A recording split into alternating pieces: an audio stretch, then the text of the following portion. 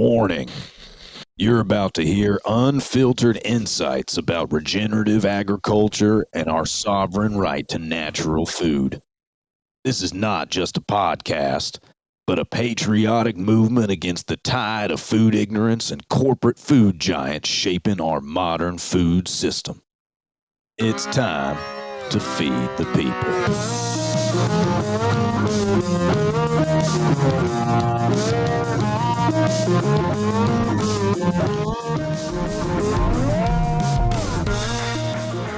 The Flaming Torch was denied a bank loan. Isn't that how it goes? I know you know it, Brooks. I think so. Tip of the tongue to the teeth. What's up, everybody? We are back with another episode of Feed the People, and we're in a special location with a special guest. I got Brooke here with me. Welcome back. I'm not the guest. Nope, Thank you. Brooke is not the guest. I know, but You they're were like, sick last week, though. Exactly. Yeah. I was sick. Yeah. You sound awesome, though. Like, I'm you way went and got healthier. what you needed, and, like, the next day I was, like, watching your story, my wife, and I was like, dang, listen to Brooke. She got over that quick. Well, I was putting it off. I was trying to, be healthy on my own. And finally, my dad goes, we were working. He goes, you got to go see somebody. I said, okay. Yeah. So I did. Got some antibiotics. They worked. Yeah. Awesome. Good. Well, we're happy for that because now we're all here together. Yep. And we're with Josi. Josi's our special guest. Josi Young, welcome to the show. Thanks for having me. Glad to have you. I'm glad you guys asked me to be on your show. Yeah. So, Josi, we connected. You are with 10X Farm and Ranch. You do a few other things as well. You have a family business that you run. But we're excited to be here with you. This was a 10X Farm and Ranch event here in Las Vegas, right next to the NFR Country Christmas. Tell us a little bit about our audience, about your background, what you do. We've met once before and did a deal on our Instagram Live that had a lot of engagement. But for our podcast listeners, tell us a little bit about yourself. Yeah, I don't know how far back you want me to go and how much time we got, but I was raised in southern Idaho. I come from a rodeo background, rodeo family, and my dad, his name's Mickey Young, and he qualified for the National Finals Rodeo 11 times in the bareback ride and 3 times run up to a world champ. So he's got a nice little resume there. Also as a stock contractor, and he's the only guy ever to compete here at the National Finals Rodeo in Vegas, also be a stock contractor, and is also 1 year was a pickup man as well. So only man ever to do that. Yeah. You got little sis in the back. Yeah, little sisters back there. We got a little crowd here, but yeah.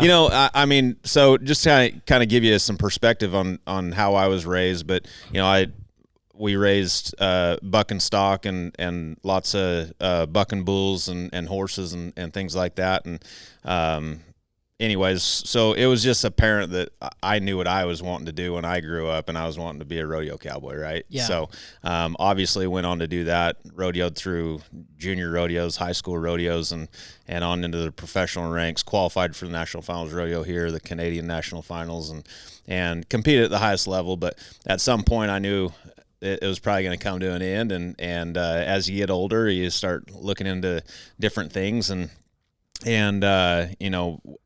we have a family business, and we make a health product for horses and dogs. Okay. And it's an all-natural herbal product. And so that had been around for 20 years or so. My dad had started that, and he had started it on using it on his own livestock. It really wasn't a business at the time, but when he started, healing some things up, people started being like, well, what did you do there or here? And so he realized that nobody really knew about this product and what it would do. How did he come up with that? Just something. Yeah. So the background on that is, my grandpa was raised with the Navajo Indians. Like, he was raised around Navajo Indians. Okay. So he's very knowledgeable. He's a range rider for the BLM. And that's a whole nother story on the, did I share this story on the? No, but we want to hear for know. next time. Yeah. So he's actually responsible for starting the Wild Horse and Burro program. My grandpa is. He did the first adoption ever. So Really? Yeah, and I got a picture, a newspaper clipping of that horse and my grandpa on his saddle horse riding across the desert. So it's a pretty cool story, but he was very knowledgeable about the things that grew on the land and what we could utilize right? And so those teachings, but the other side of the spectrum was my grandma. My grandma had some major health issues, and she had visited the doctors multiple times. They had done multiple surgeries, and each time she was feeling worse and worse. And after one surgery, the doctors called her up and said, "Hey, we got to do another surgery. We realized we left a tool inside of you." And she says, "No, I'm not doing it no more." So what she started doing was reaching to naturopathic ways and trying to figure out how to do it naturally. Yeah. And so she come across a gal that was very good at it, and so she got her on the right path, got her feeling good, and then my grandma become a student of the art, and she become very good in her own right, and then had her own practice for many years, and had people from all over the world come in and meet with her because the doctors had given up on her. So those teachings of my grandma and my grandpa was just injected into my dad, and knowing, because horses, dogs, people, all the organs inside of us work the same way. We might just be configured a little different, but it's those herbs all do the same thing.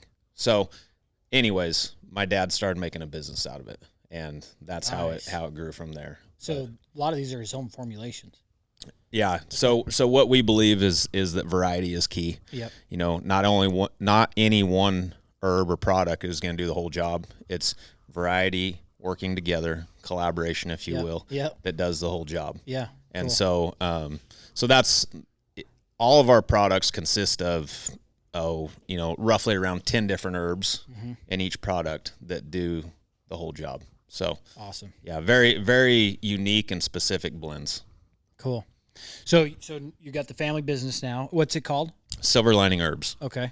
Yeah. And how long has that been around? Yeah, we've been around 24 years now. So I started running that probably 4 years ago, and when I was asked to, my parents were ready to step back and kind of, they were not working in the business every single day, and I knew that the potential was there to grow and scale this business. I just didn't really know how to do that, and so I started searching for mentors of my own and trying to figure out how do I grow and scale this business, and I landed on a guy by the name of Brandon Dawson, and it was very apparent when I met him. I was like, this guy knows his stuff, and you guys sat in the room today. Yep. He does know his stuff. Yeah, he does. Yeah. And so I really wanted to draft behind him and learn everything, and I did. And long story short, I did all this stuff with him, started growing my business, scaling it. I ended up buying the business a year ago,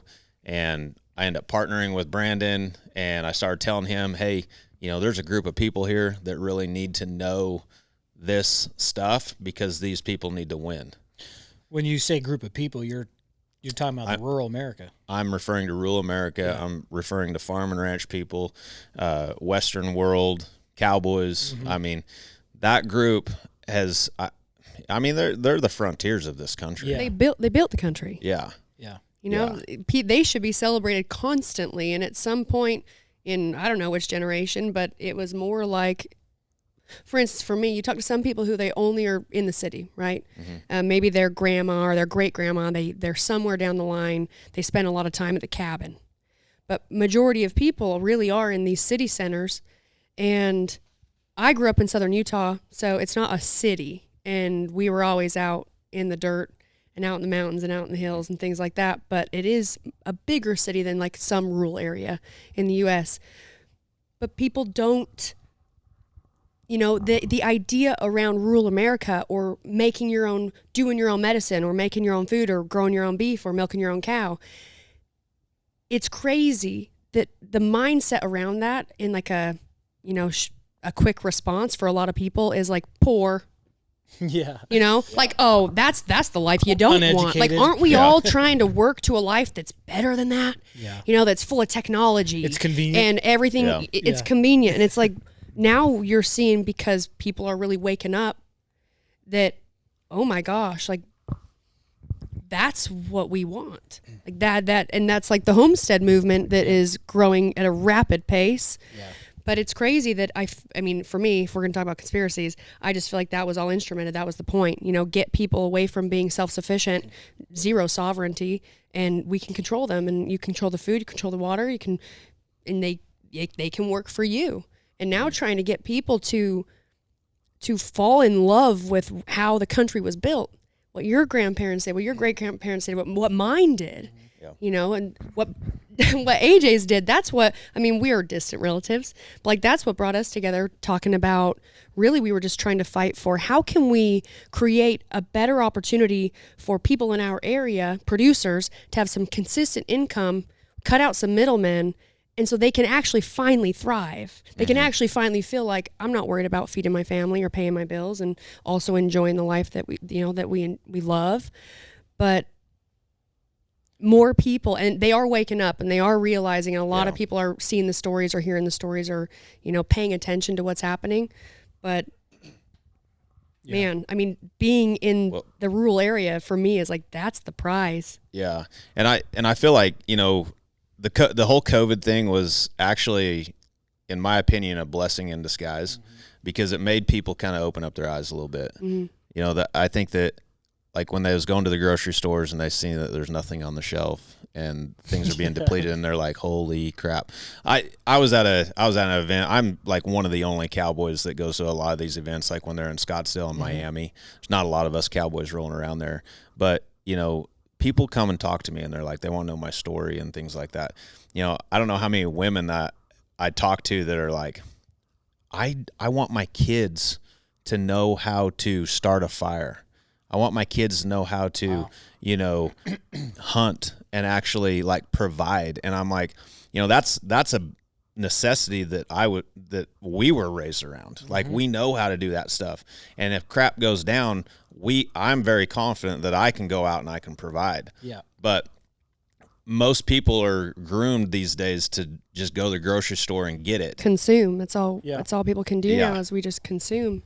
Well, and I think if people understood the complexity of what operates their day-to-day lives, when you live in a city, and the people that the only source keeping those things moving are people that are closer tied to rural America than anything else. Whether it's a generational thing, whether it's immigrants that came from rural parts of the country that they're from, where they had to make things work with baling wire and duct tape. Literally, I remember being a kid. I was driving down the ranch road one day. That just happened when we were up on the mountain. We were cruising down the road, and my an uncle, his bumper fell off. You know what he said? He goes, damn, my baling wire broke. It wasn't his bumper fell off. It was what was holding his bumper up. But the point is they keep things moving no matter what, because there's no other choice. And so, as we get further away from that, we start seeing some breakdowns in our society and even in our culture, because I think there's a big thing. There's a lot to be said for, and it's no secret. A lot of people are doing research that live in the cities that say, man, if you're not connected with the dirt, you're not touching the soil, you're not getting any sort of nature grounding. There's a book called The 3-Day Effect, and they took people that had a lot of trauma. So it was former sex workers and former combat veterans. 2 separate trips, mind you, but they took them. Not at the same time. Not at the same time. They took them on this 3-day river rafting tour. But what they did is they hooked their brains up to a net that measured brain activity before they left, and then they did it throughout. And the book is, if you do the audio book, it's great because it's almost you get to hear them while they're next to the river. You can tell that's how it was written. They found a significant transformation in the brain when they spent 3 days in nature. It was like a 7-day deal, and they saw at 3 days, all of a sudden, something in the brain just switched. And it helped significantly in addressing trauma for these groups of people, because the hypothalamus, or whatever portion of the brain that regulates hormones and mood, it completely transformed. They call it a 3-day effect, and it was all about nature. Well, I don't know if you guys you're probably aware, but higher suicide rates above combat veterans is rural America. Producers. Farmers and ranchers have a higher suicide rate than combat veterans. And I think it's because they, if you watch the movie Yellowstone, right? What's the biggest threat for that ranch? to lose it. Losing your land. Because you're the generation that lost it, right? Yeah. And so that is such a huge impact on these guys that their suicide rate is much higher because of the financial challenges, which is unique because this is what we came here to Vegas for with the 10X Farm and Ranch. Because what you guys are offering is, listen, we already know you have the work ethic. Like that's not even in question. If you had some of the knowledge and the tools in place to be financially secure or collaborate with, it's like this. How many producers actually need to own their own trailer scale?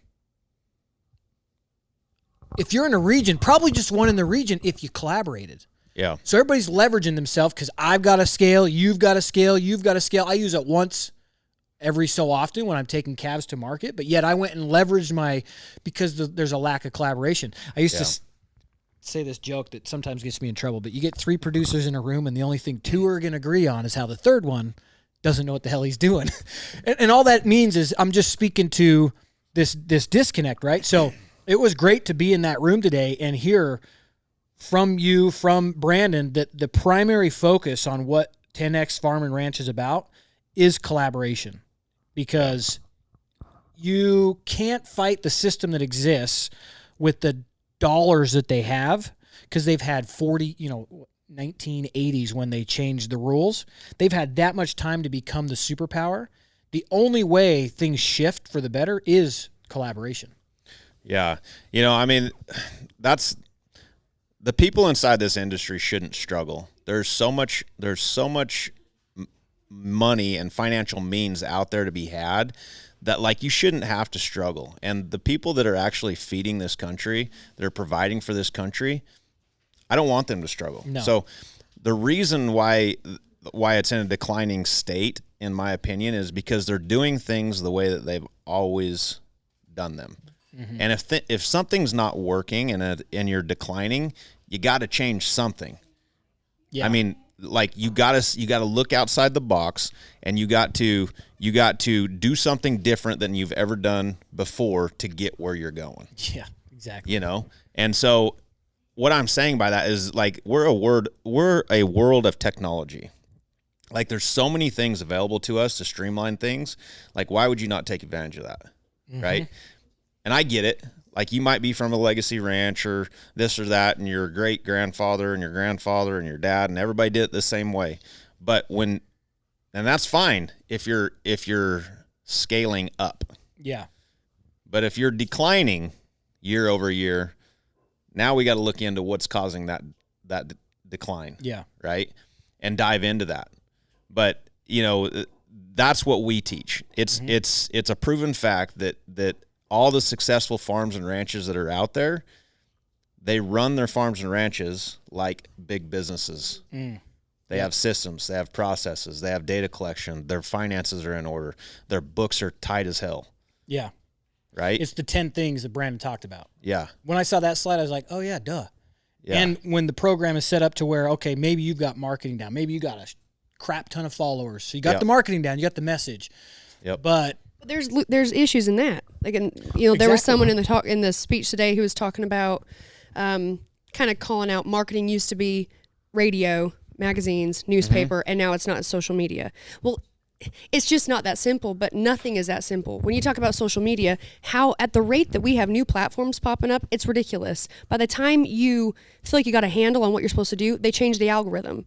And that's why I think, and I was talking to that woman who I was talking to who has the senior living homes, being able to just share your story, if you can get that out there and being as authentic as possible, especially right now, if you're in sort of a ranching or you're in the agriculture space, a lot of people that have no idea how to do it or what it is or all the pieces that go into it, they're interested by it because of things that are going on, so being able to share your story, but not try and just capitalize on boosting it out on Instagram or, making sure you post your things on Instagram. Because if we're talking about just Instagram, based on the number of people that follow you, that see a post when you post it, depending on the number of people that look at it, Instagram will decide how many more people of your followers they'll even show it to. And if they like your message. You know, so it's just, there are a lot of things that,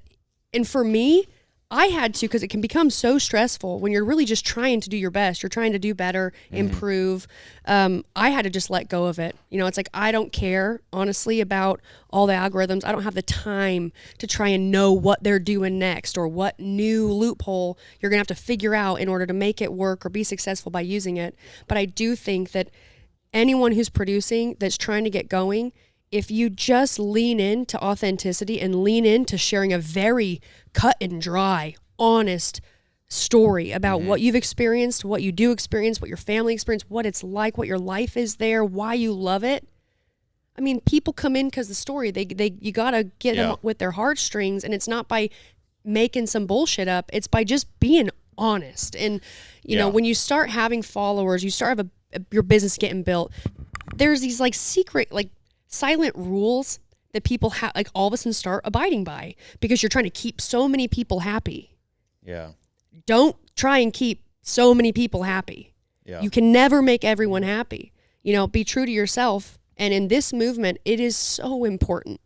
I mean, there are people that are not in the ag space that are also, that we get messages and emails all the time, like, they are wanting us to be as successful as possible. They want to keep you in business. Like, because people do know the importance of our small, you know, producers. And that's why too, like 10X is so great. And I was so pleasantly surprised by the whole, you know, all the information and how they, you know, gave it. Cause I didn't really know, you know, skeptics. I was skeptic because I mean, I follow Grant Cardone, and there's things that I really love listening to him talk about, but I also have an idea in the back of my mind, you know, that voice that's saying, okay, you know, money's it's the devil though, you know, and people start getting in the business of margins and, you know, increasing revenue, and you don't even realize it, that you are all of a sudden just worshiping the dollar, and you're forgetting why you did it, and you're forgetting all the people that need you to be successful, you know. And that's why I was like, I'm just going to hear what I'm excited to hear what they have to say. And I remember sitting in the back and I was thinking like, okay, like this feels promising, you know, for the whole mission of what everyone's trying to that's why it's keep going. That's why it's so important. You know, I talked about the mission, the vision, and the values. That's why it's so important to hone in on those things, because if you know, the mission that you're on, the vision of where you're going, and then also your core values as a company, as a person, like we hire on fire by our core values inside of our company. Like decisions aren't hard because I got these 6 core values and we live by them, right? So anything that you do when you go in that direction, it's easy to make those decisions. Now, to that point, you know, like this is something that I hear Grant say all the time, and I've had the opportunity to get closer and closer to Grant through the collaboration and stuff. But one thing that sticks out to me that he says you can use, you know, he says people all the time are saying, you're so money hungry, you're all about the money and this and that. And he says, listen, he says, you can use money for good or you can use money for bad. But you can deny it all you want, but money makes the world go round. You have to have it. And if we're going to do anything big, you got to make more of it. Yeah, look what World Economic Forum is funded by Klaus Schwab. Why? Because he's got billions of dollars. Lots of money. Yeah. If we're going to play in the same arena, we better have some people that have values, conservative values, stand up and make some damn money so we can fight in the same battlefield. Yeah, and that's one of the messages that we had today, is that collaboration is the new currency, you know. And if you got like, you know, this business over here doing $1 million, this one might be doing 500,000, this one might be doing 5 million, 15 million, whatever. Singular, they're not a lot. But if you put 200 of them together, now we're talking about billions of dollars. Yeah. We got a bigger voice. You're also talking about literally a parallel marketplace. Yep. Right?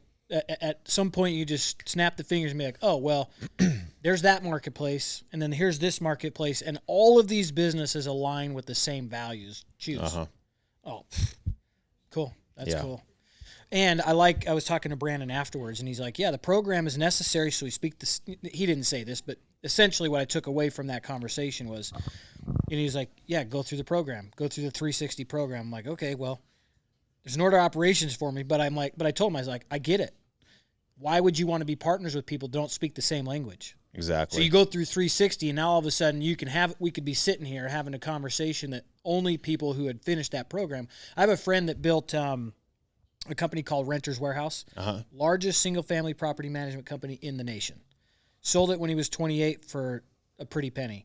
And he said the only reason that it was worth what it was worth or got the valuation that it received was because of the systems and processes that he had in place. That was the only reason, because that buyer knew, just like Brandon said today, you elevate the revenue, you start collaborating. Now all of a sudden you've elevated the value of that.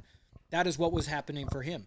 He put systems in place that now these investors knew if we take it over, it's already functioning. They all understand. Every office around the nation knows financials, they know market, like there's a plan, there's core values, just like you're saying. Makes sense. And if you don't have those systems and processes in place, they can almost beat you down even more because you don't know what they're talking to. You don't know that what their language is. Yeah. You know? Yeah. Because you haven't implemented any of that stuff. But if they're extremely tight and they're even more so than they expected, then you got a bigger voice to negotiate on that. Yeah. So that's what we're talking about the EBITDA multiple that you will get when you exit your business. Yeah. So makes sense. I think the one thing there is to overcome is in the ag space. Like I grew up going to family meetings, whereas the BLM is doing this law, they're removing these water rights, they're taking away these grazing, they reduce, it was take. So you grow up in a scarcity mentality. They ruin your day every day. Yeah. And so then you still living through it. Right. Don't get us started on the, the water rights in Utah right now. Yeah. They're doing that right now. There's another monument is being put into place, reducing or threatening to reduce the amount of grazing ground. So did you guys visit with the Bundys today? Yeah, that's my cousin. Yeah, he's a Bundy. Yeah. Oh yeah, that's right. Yeah. Yep. So Arden's. Yep. Arden is your cousin. Yeah, my second cousin. Yeah, that's right. I haven't met him. There's 1,100 of us.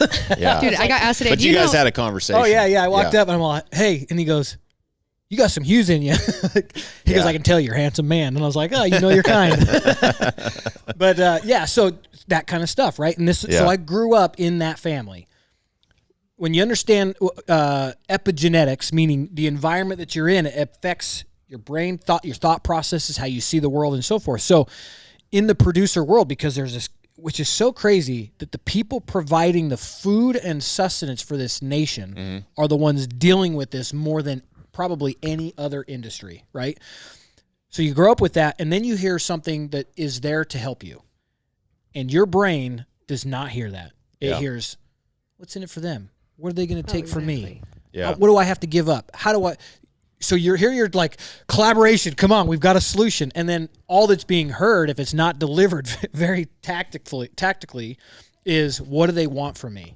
Yeah. Because here we go again, Yeah. Well, when that's all you have experienced for a long time, and probably at awful times, right? Like when you really need things to go good for you, you automatically are trying to control those situations well before they happen because you've experienced them before. Yeah. I mean, a conversation with my dad, anytime I'm trying to think of a new way to implement something different on our property and on the land, or talking about water or all the things, his natural response is always to almost not shut me up, but ask a question that I wouldn't know the answer to, something to where it's only experience would know how to handle it. And then usually now a little bit of time goes by, and then he comes up and he's got an idea. We talk about it. But it's this and he's gotten a lot better just being able to, we're talking about implementing things that he never would have done. Awesome. Right. Yeah. But those first conversations of ways we can look of looking into a more regenerative protocol, but something that is very entry level, something that we can start initiating and practicing that is not going to disrupt what is already happening. Because if you have someone who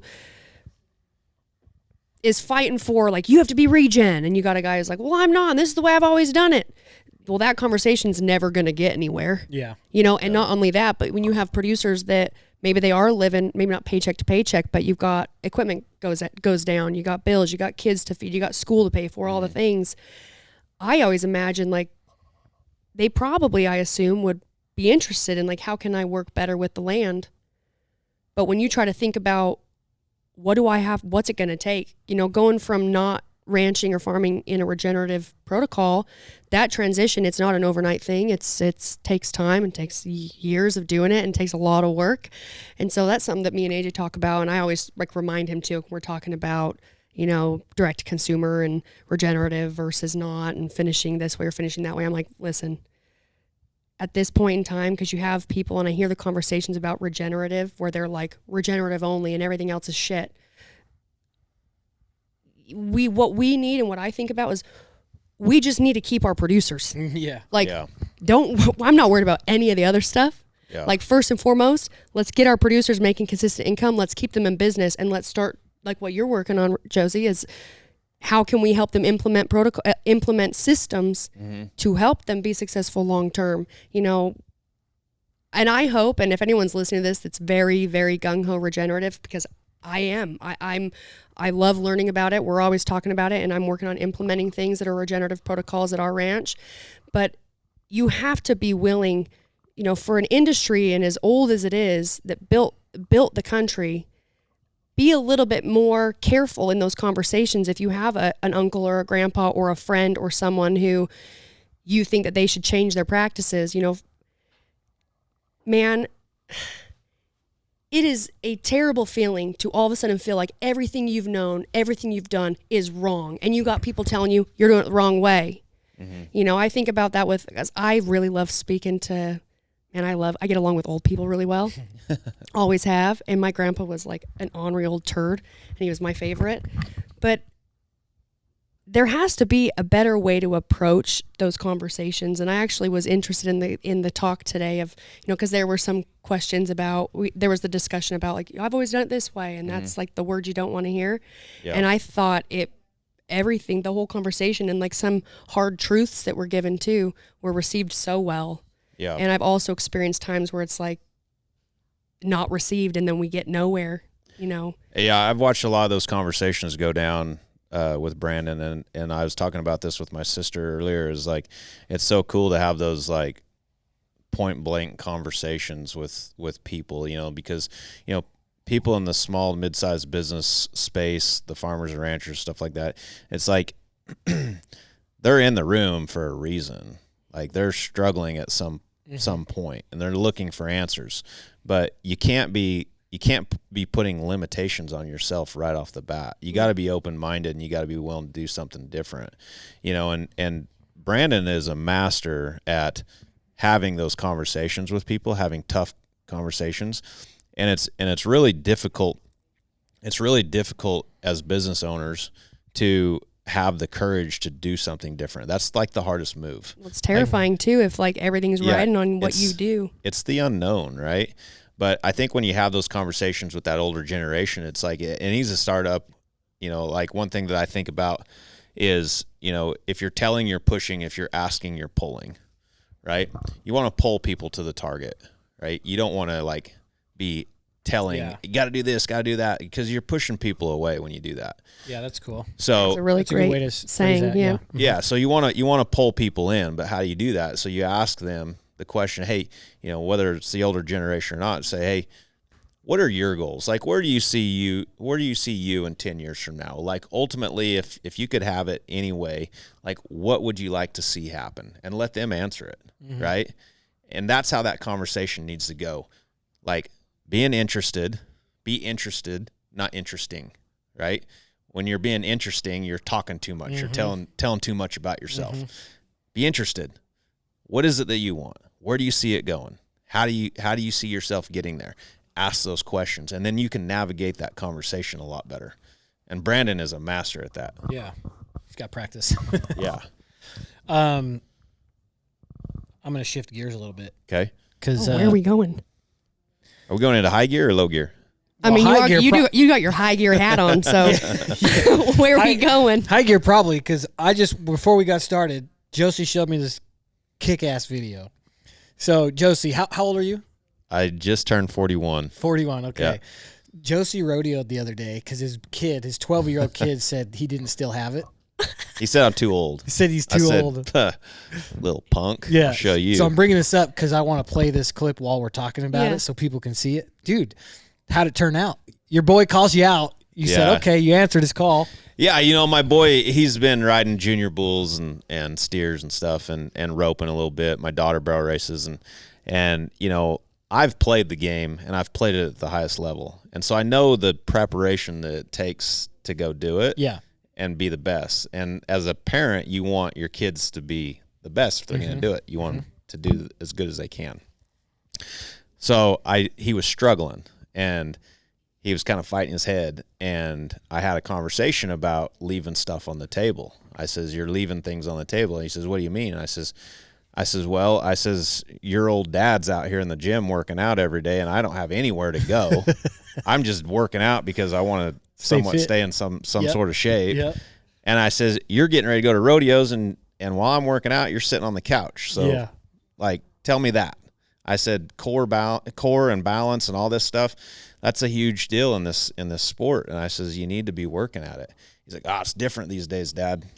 I was like, what do you mean these days? I've been done for 7 years. It's not like I've been around for these days, those days, last days. Now I sound like this guy. Well, back in my day, you know, I was like, I used to hate that shit when my dad would be, back when I was a kid. I was like, oh my God. You're like, don't say it. Oh, shit, I'm going to say it. So here I am saying it. So anyways, I told him, I says, you know what? I said, I'll tell you what. I says, how about we spend this next month and you work out right alongside of me? And I said, I'll get ready and I'll enter a rodeo. And Jackson Hole, Wyoming has their weekly rodeo all summer long. It's an open rodeo, but they also have the junior bulls is right after the bareback riding. So I rode bareback horses, and I was like, that would be cool to enter that rodeo, get ready, show him how it's done, what the preparation takes to get ready to go and do something like that. And then also me and him would be shopped up together, getting ready together, and it'd just be kind of a cool deal. So I spent a month, I got ready, and I went and entered Jackson Hole with him, and first horse back, they heard that I was coming. The wind kind of got back to the rodeo producer up there, and they were super excited that I was entering. So they had a special horse for me. Oh, I'll bet. Yeah. And it was a horse they had never bucked before. So I was like, oh, great, here we go. But it was a horse they just bought from Birch Rodeo Company, and it was a colt out of Lunatic Fringe, which is a world champion saddle bronc horse that was around when I was rodeoing. And the horse was outstanding, and I was 86 points and win the rodeo. And I come back behind the buck and shoots and looked at my boy and said, what do you think about that? Yeah, that's so awesome. Yeah. So to enter and win. Yeah. How's his training regimen now? You know, that night, like you could just see a switch go off in him and my daughter both. You demonstrated. So, I demonstrated. Great. And it was really, really cool because it really showed him what it takes. And it was special to me as a dad that I could, have him by my side. I made sure he was helping me get on. He was helping pull my rig in, and he was standing right beside me.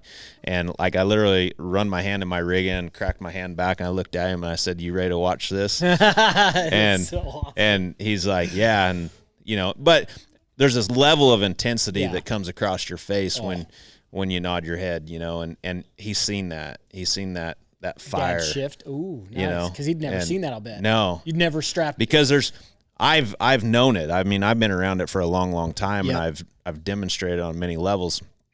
But when I'm helping him get on, I'm like, get aggressive. And I don't really think he really knew what that meant, like to get aggressive. Mm-hmm. He does now. It would be hard to describe that to somebody that hasn't experienced it or seen it. Yeah. So to demonstrate that and show him what it really, really takes to do that it was pretty special for me. Yeah. I think that's so awesome, and I wish that I could experience that with my dad too. Man, I'm a huge daddy's girl. Yeah. And my parents both tough. My mother's a tough cookie and fantastic woman. Yeah. And at a young age, you learned real quick, like you rub dirt in it. Mm-hmm. It's a long ways from your heart. Quit crying. You're fine. Toughen up. Yeah. We had this exact conversation yesterday because we were talking, if you can get a balance of rub some dirt on it and get going, and then the emotional intelligence to have a conversation that connects the dots later, dude, you're setting a kid up for major success, right? Because you can be the parent that beats him down, and you're going to make a tough kid, but you're going to make a kid that's going to go through some shit when he has to learn how to communicate when that kid gets married, and then but if you can give him that, rub some dirt on it, stop crying, and then complete the whole experience for him with some emotional, intelligent conversation later. Which, what better way to do it than you showing them? Like, Exactly. It's like you're not just, every kid's like, oh, my parents told me to do it this way. But when you're a kid, like, you do think that all of a sudden, like, you're newer to the world, but I'm younger, so I know way more. And I was having this conversation with my nephews and my nieces. I was like, listen to me, all right? You don't know more than your parents. And I'm like, and listen, I'm just the aunt. So this is not selfish. I'm not doing this selfishly. I'm more so really trying to let you know that funny. When I was young, the same thing was said to me, like, you'll grow up and you'll learn. And then I did. And then I grew up and I was like, holy shit, Mom, I'm so sorry. I was an asshole. And I should have listened to you. And Dad, you're right. Nothing good does happen after midnight. And I heard that all the time. Jesus goes to bed at midnight. So I'm talking to my nieces and I'm like, I'm letting you know, just hear me out. I'm not your mom. I'm the aunt. 1, you can always call me. You need anything. 2, when your mom says something, she actually does know, and it is in your best interest just to listen. Yeah. But so cool for him to get to watch you do that and lean into emotionally and mentally what it takes to perform and ride a bucking horse. Yeah, Man, I want to ride a bucking horse. Mm-hmm. Yeah, he ended up winning the rodeo that night with me, and he had gone on a dry streak for like a month straight where he couldn't ride anything. Like, I'm like, he's falling off of stuff that he shouldn't be, and I'm like, what is going on here? And so to see him come out and see that on my face and see how it's done, and then come out and win the rodeo that night. He comes back the next night, wins the rodeo again, and just got on a freaking hot streak. And that's just all it took, was like, this is leading by example, right? And this is what we teach in business, is like, you don't have to go through the bumps and bruises of trying to figure it out on your own. Like, draft behind somebody who knows how to do it, has been there, has already went through the bumps and bruises himself. Now, I'm not saying it's going to be easy. It's because you're drafting behind somebody, but the road's a lot smoother. So if there's anything to take out of that. Yeah. What, so with a lot of people listening to the show, they're here because they're interested in learning more about what is being done to help set up food security, right? These are families across the nation that are worried about our food supply chain. They're worried about what's in the food that's coming their way. What's your opinion, just your perspective, personal, on, what's happening with our food supply chain as it is, and what people can do to kind of make, to secure that for themselves? I know this isn't kind of your exact focus, but you are in the production world, producers, and that's a big part of why you're doing what you're doing. So what would you tell these guys? I mean, like, first and foremost is, figure out who it is in your circles that you can gain some more knowledge from if you're not knowledgeable about it. Do some research on your own. Don't just listen to what you hear on the news or whatever, I mean, because you can't trust that as far as you can throw it, but like, there's so many people, like, for instance, like I said this today, like, I'm the only cowboy heart, everywhere I go in Miami and Scottsdale, but there's so many people. I mean, we got 15 million people in our 10X network, and it's a bunch of business owners and entrepreneurs that, they care about where their food comes from. When I stand up there and talk to them and, tell them the stuff that's going on in our industry, their eyes are like wide open, and they're like, so this is what we're talking about promoting what's going on. You also need to promote to the people of what the bad stuff that's going on, so that they can be aware of it, right? So they can start doing their research on it. But, there's so many people out there that are moving in the direction of, knowing where their food is coming from and wanting to move in that direction. It's like, like yourself and the app, trying to link up the consumer and the producer, right? Like being the puzzle maker, right? Yeah. So like, you just like I just can't stress enough to people, like, do your own research and really try to figure out where your food is coming from. So I mean, I don't know. There's so much happening right now, but I can tell you this: there's not a shortage of beef right now.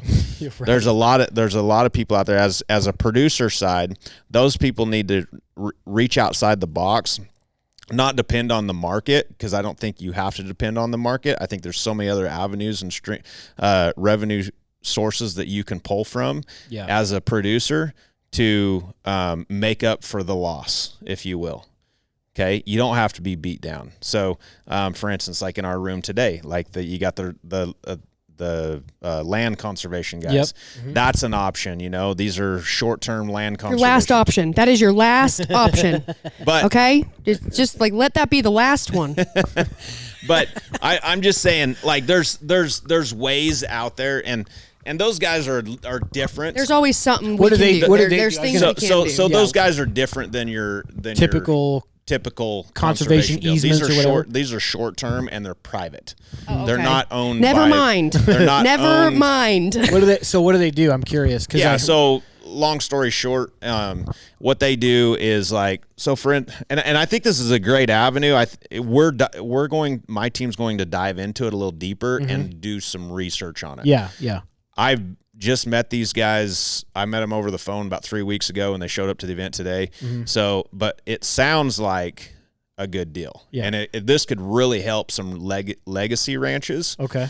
But long story short is what they do is they have short-term conservation programs. So like 10, 15-year programs. Most conservation programs are like lifetime.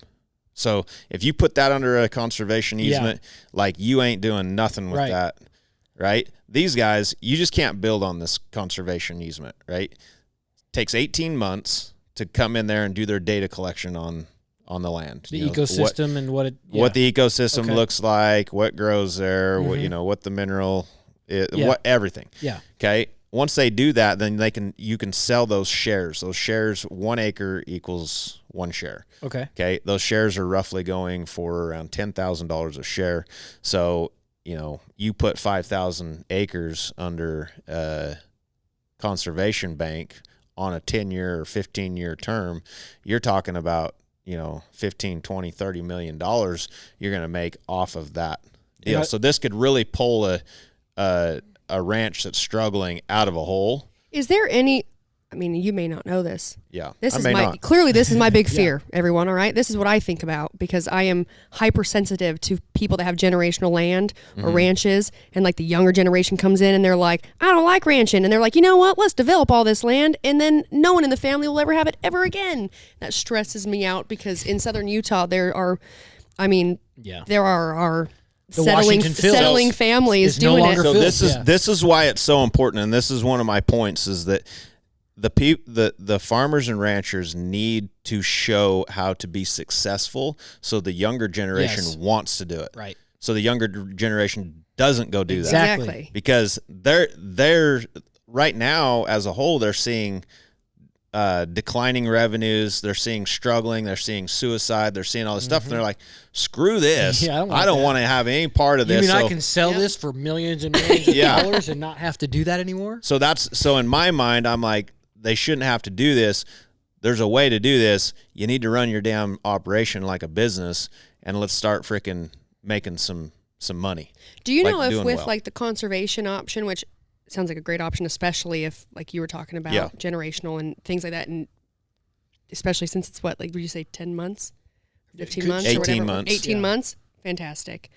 Is there anything in there that if the clause where if something were to happen and it was within these 18 months and the government was like, we gotta seize this land and do this on it, is there any protection against stuff like that? I wouldn't be able to I know answer that sounded really educated and like I understood what I was saying. I'm really sorry, but you guys get what I'm talking about. I wouldn't be able to answer Educate? that, on an educated manner. But, like, I know they were talking about today, like, they put in a certain, I don't know what part of the country it was, somewhere in Wyoming, Montana, or Oregon, or I don't know, somewhere up here.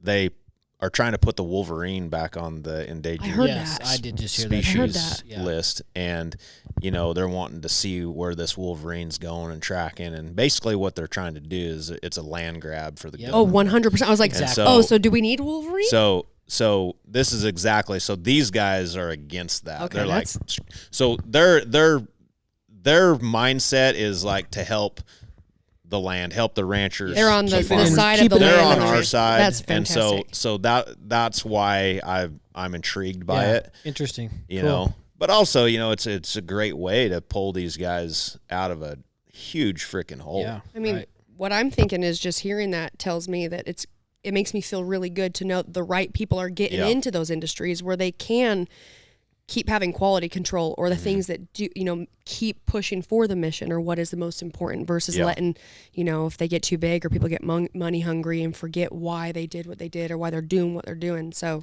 that's great. Yeah, and all those guys are all ex, farm and ranch families too. So their mission is to help the cause. Awesome. Well, that's they get great. it. Yeah, so Man, that's awesome. it's good to have them. Well, seeking all of these alternative ways to bring in revenue is important. Like a lot of people are doing ecotourism. Wedding venues. Yeah, wedding. big I mean, one. but great. I mean, awesome. Share the experience of the resource that you're entrusted with. Yeah. Bringing people on to experience it. Some people are turning that into a money making business potentially with selling their own beef direct to consumer because now they've made those connections. Yeah. All of those different things. So Well, and you're seeing a lot of like restaurants or grocery stores that are, even they want to get rid of where they're ordering their beef from or ordering their meat Yeah. from, and get it from someone local or get it from, a processing facility. Smash Burger. Am I getting this right? The Smash Burger that they went and they're doing like beef tallow. They got rid of all the, bad seed oils, and they're doing. It feels really promising. It makes me feel really good to see that there are companies and people that are like, I'm going to take the gamble, and I'm going to, I'm going to play my hand and do my best, see what I can do to help the situation. Yeah, and reach outside of your current network that you're in. Like if you don't have, like, you got to see what else is out there. Yeah. Like, don't be afraid to pre-sell some stuff too. Like, how cool would it be if you could have all next year's revenue gathered up, 6, 7, 8 months ahead of time? It's already on the books, already pre-sold, it's done. It's like, man, make that the goal. Yeah. So that when that time comes around, you don't have to struggle financially. Right? There's so many ways, but this is part of thinking outside the box. I mean, I was sitting in front of a crowd the other day. There's probably 300 people, and I was telling my story and what we're doing. I was telling them about, how toxic the meat can be. Like, you got to know where it's coming from, and talked about the big four a little bit, and how they're dictators and all of this crap, right? Yeah. So their eyes were like, They're like, holy shit, is this Yeah. real? So this I is said- happening? yeah, and these people are successful business people, and I said out of curiosity, who in here would pay $20,000 and you buy one cow, and you get to come out to the ranch and have a retreat and see what we do once or twice a year? and it'll feed you a whole year. The whole freaking crowd just shot their hands up. I'm like, how would you like to sell cows for $20,000 a crack? Seriously. There's not a freaking shortage of money out here. No. It's just that people are stuck in their own old ways. Like, get out of them. Like, let's go. Get out of your mind. That's one of the things that I've. So I'm the city slicker cousin of 5 generations. Did all the brandings, did all the cattle drives. Didn't inherit the ranch. That was the difference. So I spent 12 years in Phoenix, Arizona, and I grew up hated being this. I wanted to get pulled out of school and go do the chores. Like, Dude, was I would pissed. too. I know. I remember I hated it. I hated it when my grandma or my aunts would be like, all right, all the girls, we're going to go inside and clean. And I would be like, no. I was the only girl, and I'd go out with my dad, and I'm like, first of all, you don't tell me I have to clean. I'm trying to go out there and dig a hole. I'm trying to dig those anchors up. All right. I'm trying to be with my dad. That's awesome. Yeah. But to what you were saying, my point is, so I grew up with that, but I understood the language. I understood what the challenge was. Yeah. I was in those family meetings, and I got to go out and do those kinds of things. So I had one foot in this side, and then moved to Phoenix for 12 years, and now I have one foot in this side.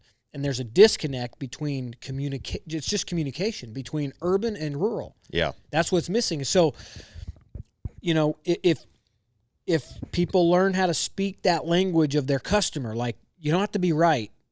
Do you want to, I always try to remind myself, do I want to be right or do I want to be successful? Yeah.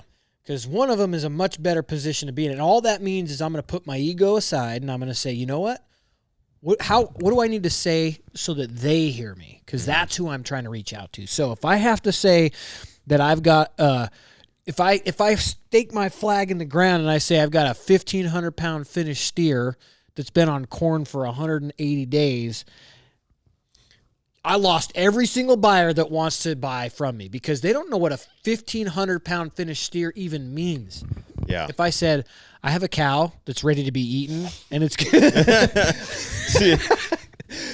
see how silly that sounds? I have a cow. It's ready to be used. You can cook it up. But that's starting nails tomorrow. on a chalkboard to a guy who takes pride in his steer that he's not cold, but he's separated from the herd. And because it's your life. It's your lifestyle. Yeah. You love it. You go through the process, and people just don't get it. And dumbing it down, like that's a conversation we had where it's like we have to assume. I mean, we don't even have to assume. People are so dumb. Yes. Why do the app? It's like, well, there are platforms out there that can connect you to producers. You can Google it. Yeah.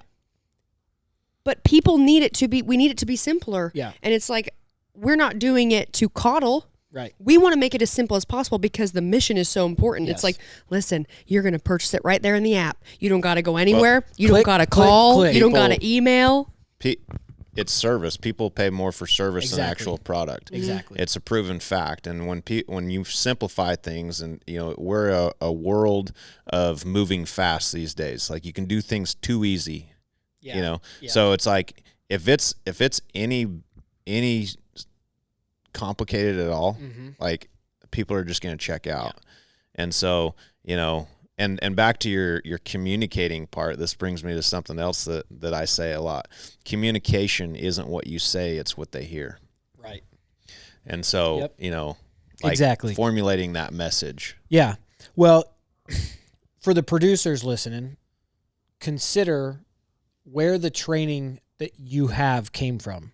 And I don't mean your dad. Where did he learn it from?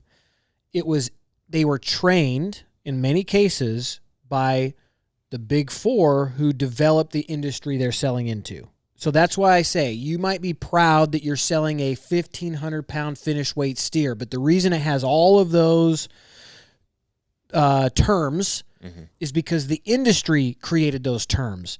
I'm saying if you want to go direct to the consumer, speak their terms. Yeet. I got beef. Yeet. Whatever that is. But what are the kids saying these days? Well, look at, oh my God, look at Brooke. Look at Dale Brisby. Dude, I love Dale Brisby. Yeah. Dale Brisby's built a huge audience because he's made it entertaining and easy to He's follow. literally been himself, and that's where I we was come just down. talking Bringing about it full that. circle. Yeah. Authenticity. But what else has he done? Yeah. He's promoted. Yep. Yes. Promoted the shit out of He's learned to do things Mm-hmm. differently. I was walking through the trade show today, and he was on a big screen or something advertising, and it was just me and Brandon. I took Brandon over to get a new cowboy hat, and I said, "You see that guy right there?" I said, "That guy's the epitome of a guy that promotes." Yep. I said, "He created this persona that's not even his real name." I said, "I think his wife probably calls him Dale Brisby now." Like, I don't need. I was like, "There's no way this guy checks out at night and goes back into it. Like he plays the character nonstop, but he promotes the tar out of it." Right. And I said, he's like, "Oh yeah." No, I said, "No, you don't understand." I says, "He was just on the Joe Rogan podcast 2 weeks ago or something." He goes, "No shit." Like that's how it all gets connected too. Is like I've chatted with Cam Haines, and Dale got on with Cam Haines, and Cam Haines got on with Joe Rogan, and but he is so good at his job, and I laugh so hard at some of his little skits that he does with his interns. Yeah. So funny. And he really is a cowboy. Like he's like he's handy. He's a super puncher. Yeah, he is. Like he plays it, but like he's He does a great job, and I think he's a really good hand. Yeah, too. yeah. He plays. I it's love the Dale shtick. Brisby. Yeah, if you're really good at what I've never you met do, him, and him and I chat on social media all the time. Yeah. Usually like about fitness stuff, Yeah. workout stuff, and he wants workout stuff from me, and I'm like, can I just come out? Can you just like put me? I'll be an intern. Are you looking for another intern? I'll come out and intern. But I've actually never met him in person, but good dude. Yeah. Never met him, but I know he's a good dude. Yeah. Yeah. Yeah, for sure. Cool. Well, Josi, how can our people get in contact with you? What areas and parts of your life do you want to share with these guys so they can stay connected? Yeah, definitely check. We've got a lot of producers, so you've got a family business that does, all natural Exactly. products. Yeah. So tell us where guys can find you and how they can get involved. Yeah, so my main business of Silver Lining Herbs, that's silverliningerbs.com. We got a phenomenal website, and there's many ways to get a hold of us on there. If you're interested on the business side of things in 10X Farm and Ranch, you can go visit cardoneventures.com, and there's a farm and ranch section on there that you can click on. But obviously my Instagram and Facebook channels, I guess Meta these days. Whatever it is. See, it's how fast it switches. It yeah. changes constantly. Yeah. So that's Josi Young 82. That's JOSIYOUNG 82. Go follow me on there. I'm always posting stuff. I'm always putting links out there for people to click on, and whether it's signing up for an event, getting information, whatever it is, I'm always trying to promote on there. So you guys give me a follow, and we'll stay in touch that way. Perfect. Well, thank you for the invitation down here and for doing what you guys are doing to help our producers and bring that food stability. And glad you're here, Brooke. This was fun. Yeah, I'm healthy. I'm here. Brooks is here. We're all here. Yes. We're all solving problems and having a good time. Here. Yep. So thanks, everybody. And don't forget, shake the hand that feeds you.